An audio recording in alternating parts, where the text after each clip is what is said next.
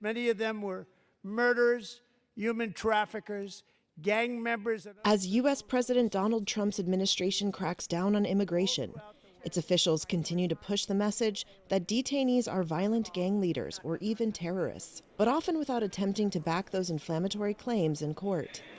Legal experts say such public allegations can not only jeopardize criminal cases, but also undermine a core plank of the U.S. legal system, that people have an opportunity to contest claims brought by the government. This is a new DOJ. After an FBI SWAT team raided the home of Henry Josue Villatoro Santos, an El Salvadoran man living illegally in Virginia last month, U.S. Attorney General Pam Bondi alleged the man was one of the top 3 U.S. leaders of the violent MS-13 street gang and called him a terrorist.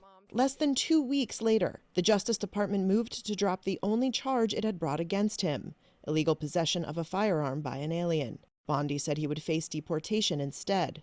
In another high-profile case, U.S. Immigration and Customs Enforcement officers pulled over Kilmar Abrego Garcia, an El Salvadoran man living in Maryland legally, handcuffing him while his 5-year-old son, who is autistic and nonverbal, sat in the back seat, according to the complaint. The Trump administration erroneously deported him, claiming he was involved in human trafficking and was a member of MS-13. But the allegation never appeared in court records related to his deportation. A U.S. district judge has ordered Abrego Garcia be returned to the U.S. The Supreme Court has largely upheld that ruling. Former chief spokesperson for the U.S. Department of Justice Anthony Coley says it's political theater. Right now we have a Justice Department that is more concerned about winning in the court of public opinion than they are about winning in the court of law. The Justice Department did not respond to a request for comment. Abrego Garcia was deported alongside 238 Venezuelan men, alleged to be members of the Tren de Aragua gang, who are now held in a high-security Salvadoran prison. A U.S. immigration official conceded in court filings that many of the deportees had no criminal records. In a response to Reuters, a U.S. Department of Homeland Security spokesperson claimed that the Venezuelan men deported to El Salvador without U.S. criminal records, quote, are actually terrorists, human rights abusers, gangsters, and more, but did not provide evidence.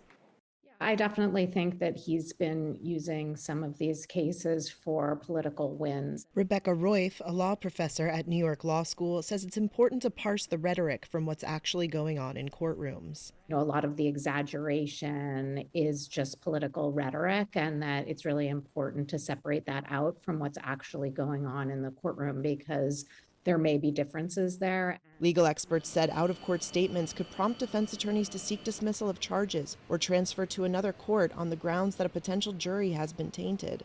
Justice Department policy normally limits public statements about pending cases to information in publicly available documents such as indictments or complaints, and bars commentary about a defendant's character.